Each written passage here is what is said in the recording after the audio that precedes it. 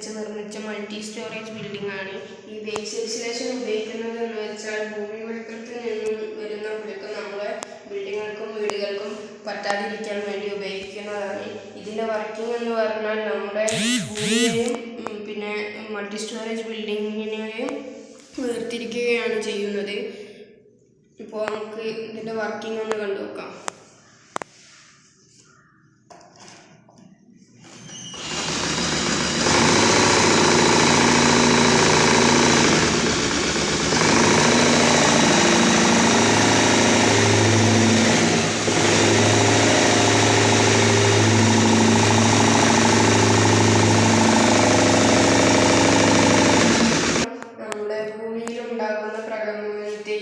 ഈ വെള്ളം നമ്മുടെ ബിൽഡിങ്ങിൽ ഉണ്ടാകുന്ന പ്രകമ്പനത്തിനെയുമാണ് കാണിക്കുന്നത്.